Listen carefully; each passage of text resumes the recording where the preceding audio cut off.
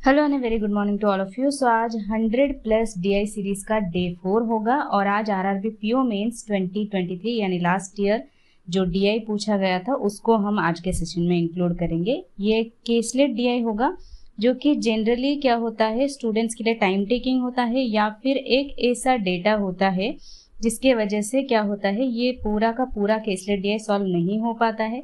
यानी 90% सॉल्व कर लेते हैं, बस एक ऐसा डेटा गिवन होता है जिसकी वजह से वो सॉल्व नहीं हो पाता है। बट एनीवेज हम इस सेशन में आज केसलेट डीआई को किस तरह से इजीली सॉल्व करना है वो लर्न करेंगे अप्रोच, साथ में विदाउट एक्स किस तरह से आपको सॉल्व करना है ये भी मैं बता दूंगी, ठीक है।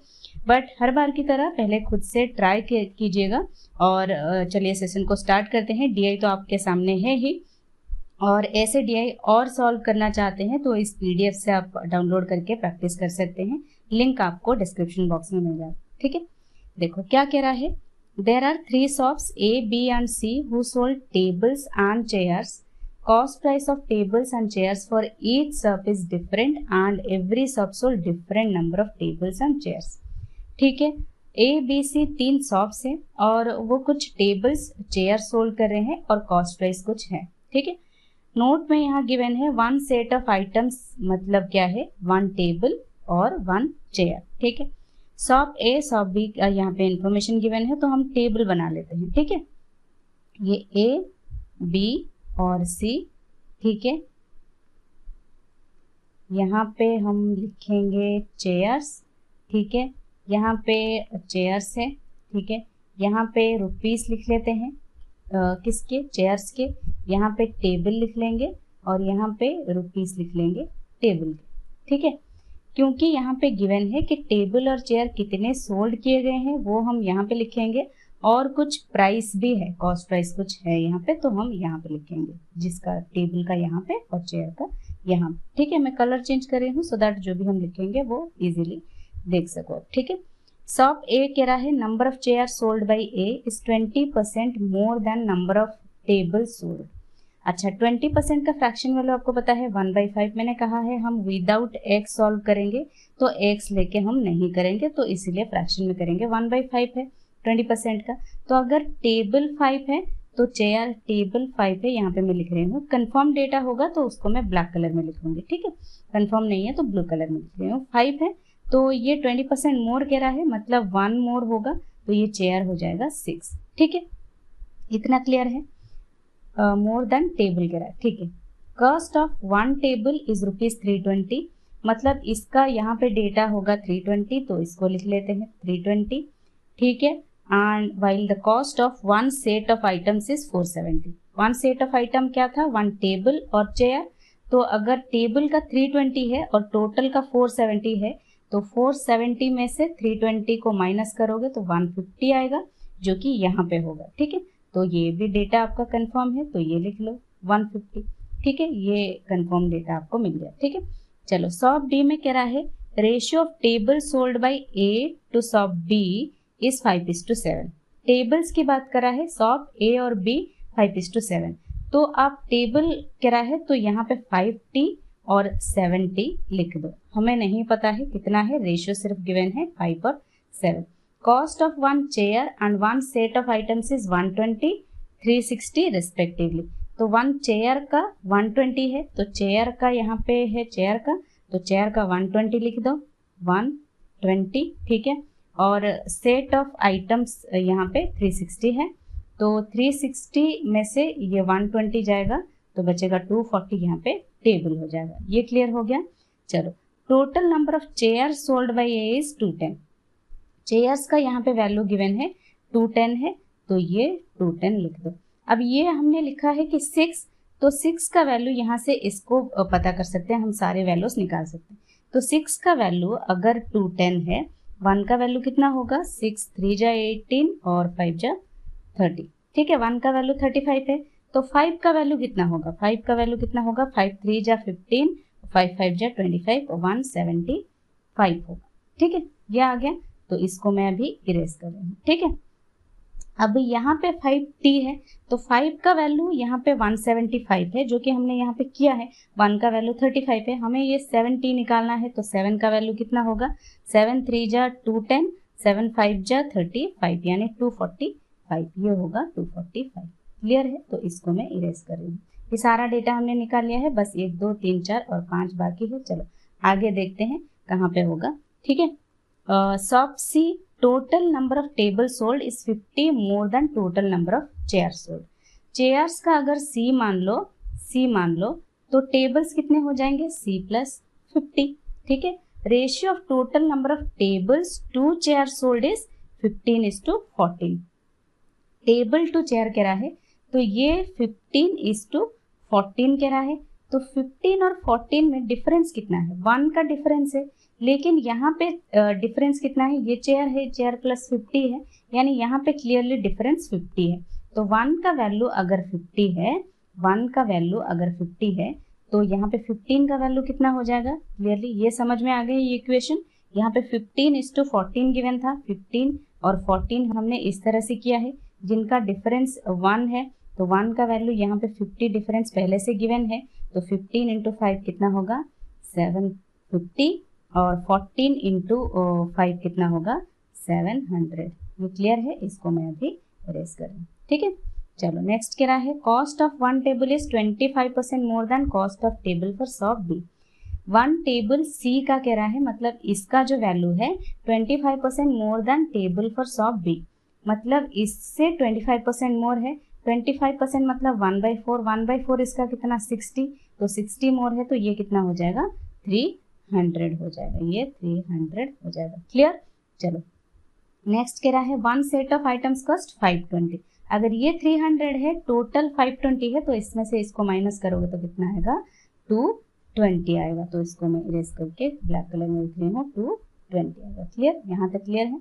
तो हमने सब निकाल लिया है, बस ये एक बाकी है। आगे देखो कुछ लाइन गिवन है। Ratio of number of table sold by B to chair sold by B is 49:45। अच्छा, टेबल सोल्ड बाय बी कितना है? टेबल सोल्ड बाय बी यहाँ पे 245 है।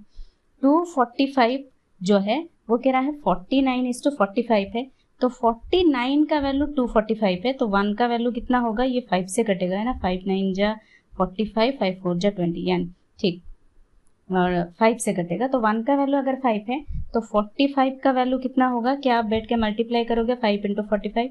नहीं, ऐसे भी नहीं करना है, मैं इसमें 20 ऐड कर दूंगी, 265 हो जाएगा।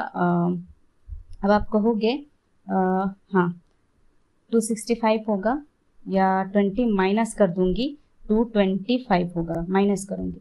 अब आप कहोगे कि मैम आपने 20 माइनस क्यों किया है? अब देखो यहाँ पे क्लियरली समझो, ये 49 है, 49 का वैल्यू 245 है, तो 45 49 से कितना कम है? 4 कम है। 1 का वैल्यू अगर 5 है तो 4 का वैल्यू कितना होगा? 20, 20 माइनस कर दो सिंपली, 225 आ गया, जो कि यहाँ पे इसका वैल्यू है 225।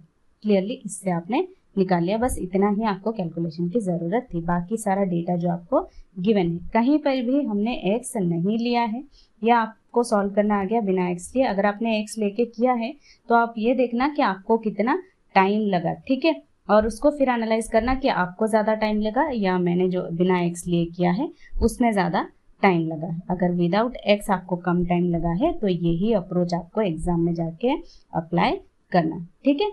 चलो अब इसको क्वेश्चंस को सॉल्व करना स्टार्ट करते हैं एक एक करके। मैं यहाँ पे कलर चेंज कर रही हूँ सो दैट डेटा को हम ठीक से देख सकें। कह रहा है find the ratio of total cost of 1 chair sold by all the 3 subs A, B and C together to total cost of 1 table sold by all the 3 subs A, B, C together. तो chair और table का ratio निकालना है। Chair का यहाँ पे देख लो कितना है, ये टोटल कर दो कितना है 100, ये 100 200 300 300 सॉरी ये 400 450 40 90 490 इस टू, और ये टेबल का यहाँ पे 3 2 5 3 8 840 860 तो ये आ जाएगा 49:86 आंसर इसका, ठीक है, क्वेश्चन नंबर 1 का। 2 देखो, find total selling price if shop A, B and C sold 10 chairs each and 20 tables each after selling all these items by all the 3 subs together। अच्छा, मतलब सेलिंग प्राइस हमें निकालना है, और अगर 10 चेयर से सोल्ड कर रहे हैं और 20 टेबल सोल्ड हो रहे हैं, तो यहाँ पे आप ऐसे भी कर सकते हो, चेयर्स को इनको इंटू 10, फिर इनको इंटू 10, फिर इनको इंटू 10 कर सकते हो। जो कि टाइम टेकिंग होगा। फिर सम इसका निकालना है, यहाँ पे इंटू 20 करोगे क्योंकि टेबल्स का 20 आपको गिवन है ना, तो यहाँ पे करोगे तो बहुत ज़्यादा टाइम टेकिंग होगा। सिंपली यहाँ पे इन टोटल्स को इंटू 10 कर दो, यहाँ पे इंटू 20 कर दो। चेयर गिवन है ना, हाँ चेयर्स 10 चेयर्स गिवन है आपको और 20 टेबल्स गिवन है, ठीक है। तो ये जो था ये 490 आया था, यहाँ पे 860 आया था, जो कि ये होगा 4900, ये होगा 2 6 जा 12, 2 8 जा 16, 17, 17200, जिनको ऐड करोगे तो कितना होगा 17, 18, 19, 20, 21 और ये 22,100 आएगा टोटल। यहाँ पे टोटल होगा 22,100 इस क्वेश्चन का आंसर, ठीक है। चलो नेक्स्ट क्वेश्चन कह रहा है if shop D sold 20% more chairs than B. D तो यहाँ पे गिवन है नहीं, ठीक है, डी तो यहाँ पे गिवन है नहीं, तो हम एक और बना लेते हैं यहाँ पे डी, ठीक है। 20% more chairs than that of B. B का कितना है देखो पहले, बी का चेयर्स 225 है, 225 है, पहले लिख लो 225 है। इसका 20% मोर है, मतलब 1/5 मोर, 5 4 जा 20, 5 5 जा 25, ठीक है। 25 45 ऐड कर दोगे तो 270 होगा ये, ठीक है। 270 इसको मैं इरेज कर रही हूँ। अब वो कह रहा है and 16.67% more tables than that of C. C के टेबल्स कितने हैं, यहाँ पे सी के टेबल्स है 750, ठीक है। सी के टेबल्स हैं 750, ठीक है। हाँ सी के टेबल्स तो 750 ही है, ठीक है। चलो सी के टेबल्स जो है वो 750 है, ठीक है।